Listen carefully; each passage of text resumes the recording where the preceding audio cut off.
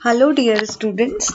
In this particular session we will be discussing about the topic compensation. Very important topic for all the students for the preparation of the external exam. So let's begin. So here when you talk about the compensation, according to any organization, we can say that, as I have also mentioned here, that it's a systematic approach to providing monetary value to employees in exchange for work performed. Or we can say that compensation is the result or reward that the employee receive in return for their work. It also includes payment like bonus, profit sharing, overtime pay, recognition reward, sales commission, etc. And it also includes the non-monetary perks also, like companies giving you car, company is providing you the accommodation to live or anything. So compensation is a vital part of human resource management which helps in encouraging the employees and improving organizational effectiveness. When you talk about the compensation management, it is to establish and maintain an equitable wage and salary structure and an equitable cost structure in the organization. So basically, from a manager's point of view, if you talk about the compensation package offered to a company's employees is essential not only because it costs money, but because it is likely to be the primary reason the employee work for the firm. And a company's compensation scheme also informing a great deal about the firm's values and cultures. Employees often look at what a company pays rather than what it says. So compensation is a tool used by the management for a variety of purposes. It may be adjusted according the business needs, goals, and available resources in the organization. Now, when you talk about the methods of compensation provided by the organization, there are two methods. One is time wage system. Another one is piece wage system.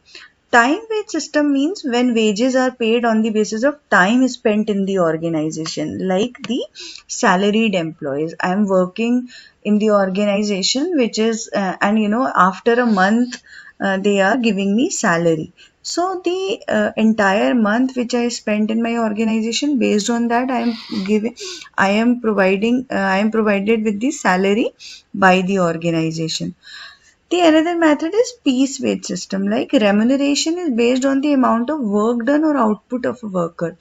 It is like the assembly worker, like or the people who are working in a export firm wherein somebody is sewing shirts. So how many shirts in a day you are stitching. So based on that, okay, per piece, the whatever output you are giving to the organization, according to that the organization is providing you your compensation. So okay, you have stitched 20 shirts today, so you will be getting the today's salary based on the per piece, 20 pieces of shirts. Next day, suppose you stitch 10 shirts, so your salary will be as per the work you have done. So this is called piece wage system. Now we will be discussing about the principles of compensation. So first principle is to be legal. So that means it must get approval from the government or the top management in the organization. The second is to be adequate. Compensation must be sufficient so that the needs of the employees are fulfilled substantially. So it must be adequate. Then to be motivational. Like compensation must increase the level of motivation and job satisfaction of each employee. Then the fourth principle is to be equitable. Compensation policy should be declared in such a way so that no discrimination can be observed in the organization. The fifth principle is to provide security. That means employees must have guarantee of getting wages or compensation regularly without any break. So if you are getting your salary every month, so there should not be any break in that. Then the last principle is to be cost effective. That means the organization must make a balance between cost for giving compensation and benefits to be accrued from the employees. So these are the principles of the compensation. So now let's move further. Now we'll be discussing the types of compensation. So basically there are three types of compensation. First is known as base or primary compensation. That means the fixed and based on time spent on the job. It is also known as direct compensation. Then the second type is supplementary compensation. In this, fringe benefits are also there, and this is known as indirect compensation too. Now the third category or the third type is incentive compensation. It is again monetary in nature and based on individual performance. Again the part of direct compensation. So direct compensation means the something which is directly be given to the employee, like the fixed salary, the basic salary, or anything which is might be, here I have mentioned incentives, so directly going to the accounts of the employees. When you talk about the indirect compensation, will be in something, it is associated with your salary but not given directly to the employee, like in terms of paid holidays or in terms of the accommodation, you are giving such kind of thing, supplementary compensation to the employee. So these are types we'll be discussing in the detail also. Like here we'll be discussing the comparison between the base and supplementary compensation. So the first comparison is in the meaning, on the basis of meaning. So base compensation means wages and salary paid to the employees, all the basic salary or the wage which is paid to the employee. But when you talk about the supplementary compensation, it means the fringe benefits paid in addition to the wage and salaries to the employee. Now the basis of comparison is form. So base compensation is paid in the form of cash. As I have already told you, it is directly going to the accounts of the employees. However, the supplementary compensation is paid in kind, like accommodation, like uniform, like paid leaves, like anything, any kind of benefit, like maternity leave or insurance, something. So something, which is paid in kind. Now we'll be discussing the comparison on the basis of purpose. So the purpose of base compensation is to compensate employee for their services. So whatever services they have rendered to the organization for a particular time period, they are getting paid according to that. And here the supplementary compensation, why we are giving that, the purpose is to retain employees and to increase their efficiency. So if, whatever benefits or additional compensation we are providing them, it will be very lucrative and the employees will be motivated with this, and they will try to be associated with the organization always. Now the base compensation is on the basis of job evaluation and other factors. How we decide it? So we decide on the basis of job evaluation, like what kind of job is this, like if the job is critical and it is involving lots of decision making and strategic decisions, so definitely the compensation would be high.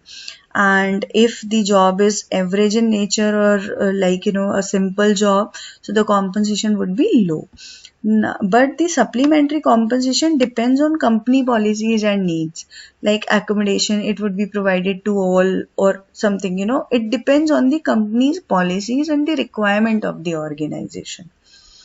Now let's move further. Here we'll be discussing about the direct compensation. So direct compensation, the components are, first is bonus, then allowance, incentives, and basic salary. So when you talk about the direct compensation, let's discuss first what do we understand by this direct compensation. So it refers to, as I have already told you, monetary benefits directly given to the employee, and in return of their service they provide to the organization. Now these monetary benefits include basic salary, the HRA house rent allowance, the conveyance, the special allowances, bonuses, etc. And they are given at a regular interval at a definite time. Now the first part of direct compensation is bonus. Bonus is paid to the employees during festive seasons to motivate them and to provide them the social security. The bonus amount usually amounts to 1 month's salary of the employee. So in the organization, the bonus can be paid in different ways. It can be fixed percentage on the basic wage paid annually or in proportion to the profitability. It depends on the organization what kind of scheme they want to adopt to provide bonus to all the employees. The government also prescribes a minimum statutory bonus for all employees and workers. There is also a bonus plan which compensates the managers and employees based on the sales revenue or profit margins achieved.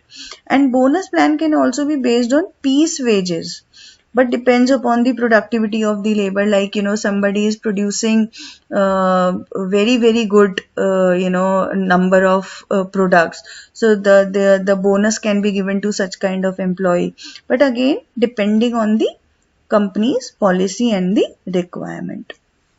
Now the second element is basic salary. So basic salary is the amount received by the employee in lieu of the work done by him or her for a certain period, say a day, a week, a month, like what kind of the organization, what kind of time period is set by the organization. Is it giving you wages on daily basis or weekly basis, or you are getting your salary after every month of working? So it is the money an employee receives from his or her employer by rendering the services to the organization. And this is very important. Now the third is allowances. Several allowances are paid in addition to basic pay, like house rent allowance, dearness allowance, traveling allowance, city compensatory allowance. So there are lots of allowances which are paid. Dearness allowance, like it is as per the inflation in the society or in the market or in the economy. Traveling allowance, if the organization is giving you, a city compensatory allowance is given especially in the metro cities, so it is again associated with the inflation. Now the next is incentive. So incentive, it is again, when you talk about the incentive, unlike bonus, it is performance linked compensation with a view to inspire employees to work hard and do better, like commission. Okay, if you achieved such and such target, you will be getting this much of commission. So employees are very very motivated to achieve high targets, so that their commission would also be increased, and they'll be getting good commission, good incentive based on their performance. So this is performance linked. Now moving to the second part, which is the indirect compensation, or we can say it is the supplementary compensation. So this is, of course, direct compensation was in the form of cash, which was going directly to the employee in the form of the money. But indirect compensation is non-monetary benefit which is offered and provided to employee in lieu of the services, like it may be the leave policy, the overtime policy, the car policy, insurance provided by the organization, hospitalization or mediclaims, to be handled by the organization. LTC, they are providing you paid leaves. Stock options company is giving its shares to the employees. Retirement benefits, if you are getting any kind of gratuity or pension or something like that, any scheme. Then holiday homes, like railways providing holiday homes everywhere in almost all the hill stations, so the employees can go and take the benefit of that. Or the provident fund or gratuity scheme, or the flexi time, like you can choose your time of work. So such kind of things if the organization is providing. So here I have mentioned all these things, all these benefits. So like the first, as I have mentioned here, leave policy. So it is the right of the employee to get adequate number of leave while working with the organization, and the organization provide for paid leaves, such as, casual leaves are given, medical leaves are given, sick leaves are also known as medical leaves, and maternity or paternity leaves are there. Then here I have mentioned hospitalization. So like the employee should be provided allowances to get their regular checkups, say at an interval of 1 year. Even their dependent should be eligible for the mediclaims that provide them emotional and social security. And these mediclaims include health insurance and treatment bill reimbursement from the side of organization. The next is insurance. Insurances, like organization also provide for accidental insurance or life insurance for the employees. This gives them the emotional security and they feel themselves valued in the organization. Then leave travel. Here the employees are provided with leaves and travel allowances to go for holiday with their families, and some organizations arrange for a tour for the employees of the organization, like 1 day picnic or 2 days picnic. So this is usually done to make the employees stress free. Then the retirement benefits, as I was talking about pension and all. So organization provide for pension plans and other benefits for their employees, which benefit them after they retire from the organization at the prescribed age.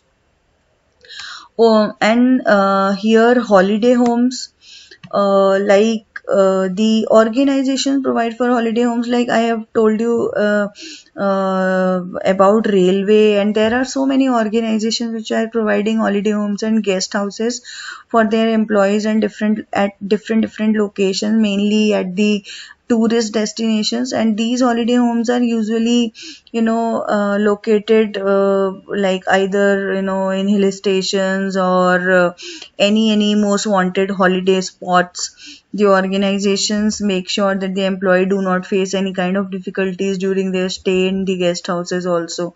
So these are the benefits provided. And then the next is flexible timing.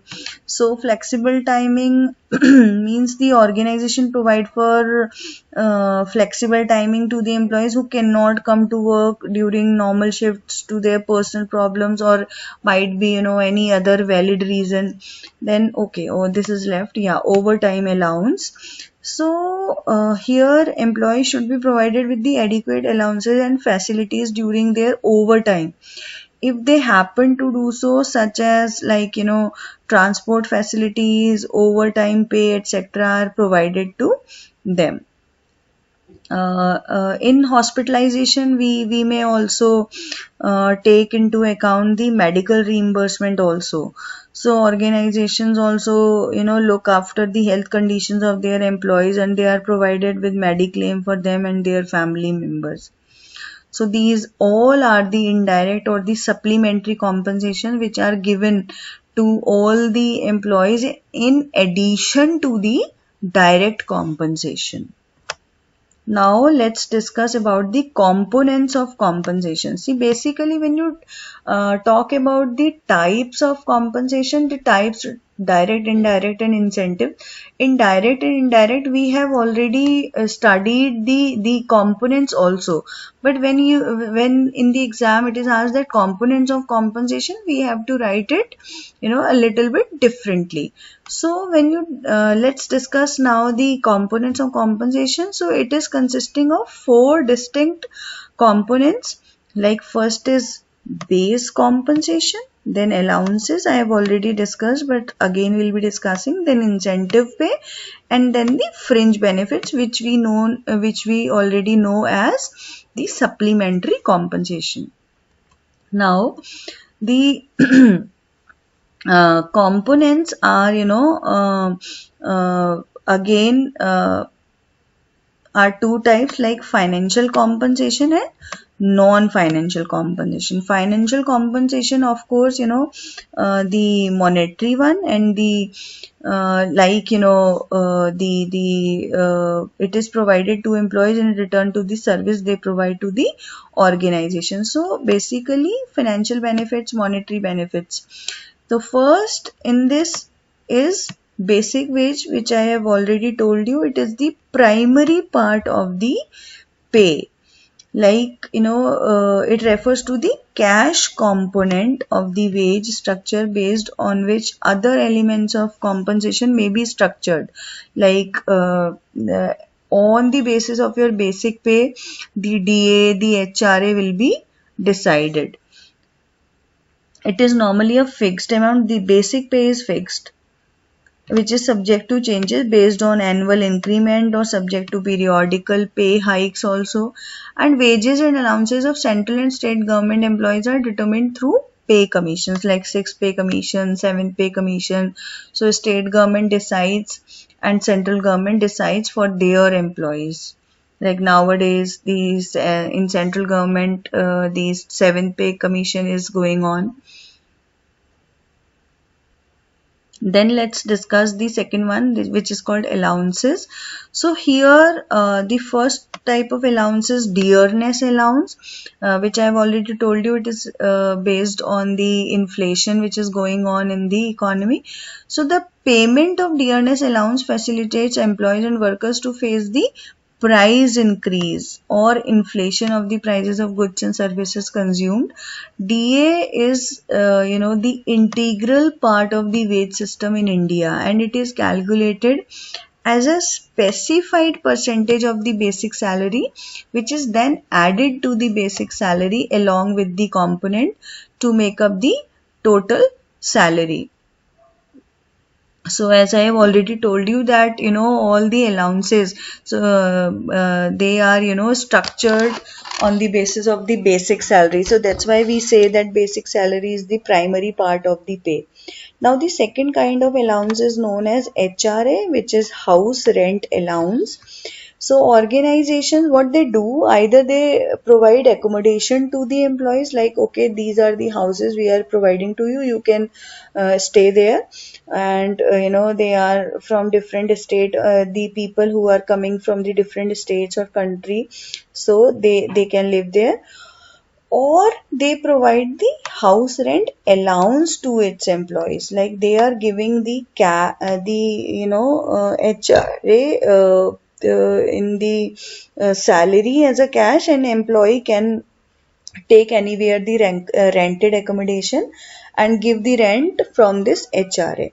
So this is done to provide them social security and motivate them to work. So this is a vital part of the salary or the compensation. So people are taking a benefit from this. So either they are getting the accommodation from the organization to live or to stay, or they are getting this allowance so that they can live in the rented accommodation, and they pay their rent with the help of this allowance. Now the third kind of allowance is known as incentive. So these are paid in addition to wages and salaries, and also called the payment by result. So incentive depends upon productivity, sales, profit, or cost reduction efforts. So what kind of effort you have put, and then suppose your productivity was too high in the last month, so organization is pleased to give you incentive, or you have achieved any particular sales target, or due to your great effort the organization has got a huge profit, so they are giving you incentive. So anything which you have done for the organization, so these are paid in addition to the wages or the salaries. Now there are two types of incentive scheme. One is individual incentive scheme, and another one is group incentive scheme. So individual incentives are applicable to specific employee performance, like one person has done it, and where a given task demands a group effort for completion, there the group incentive programs are there, and the incentives are given to the entire group or a team. and then this amount is later divided among all the people, all the group members on an equitable basis.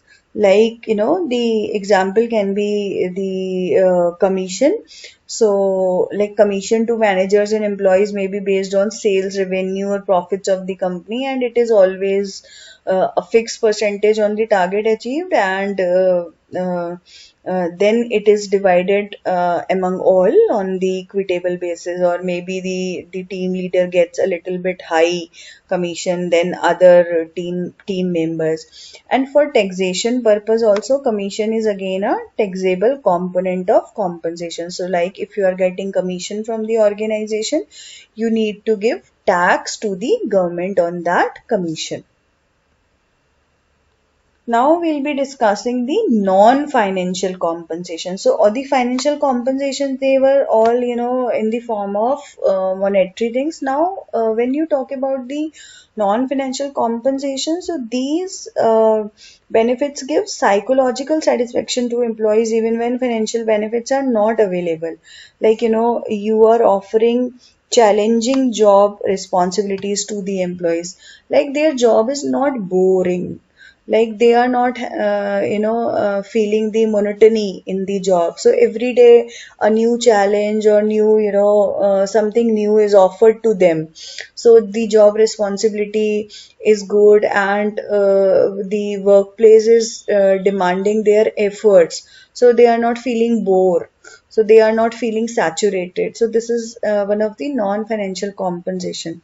Then they are seeing that lots of growth prospects are there in the organization for their promotion. So it's an again, very very good non-financial compensation, which is making them always motivated to give their best.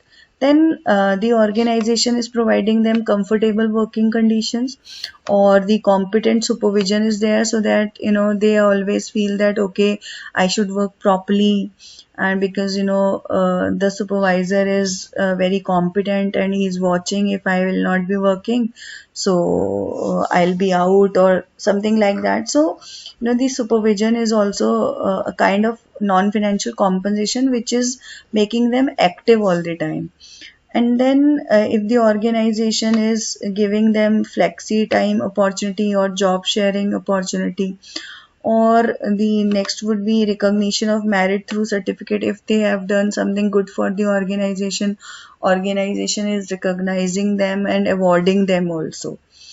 Then the last one is fringe benefits, of course, crucial one. So when you talk about the fringe benefits, it constitute indirect compensation, as they are usually extended as a condition of employment and not directly related to the performance of the concerned employee. They are not related to the performance, like they are supplements to regular wages received by the worker at the cost of the employer. Like, if you want to give some example of fringe benefits, like paid vacation is the example. So the organization is providing 2 weeks leaves to the employees, and these are paid. Or maybe the health and insurance plan, stock options, sick leave, maternity leave, pension. So they all are the fringe benefits offered by the organization to all the employees. So this is all about the compensation. We have discussed the types of compensation. We have discussed the components of compensation and the principles of compensation. I hope the topic is clear to everyone. So thank you so much, and we'll be meeting soon to discuss the another new topic in the next session. Thank you all.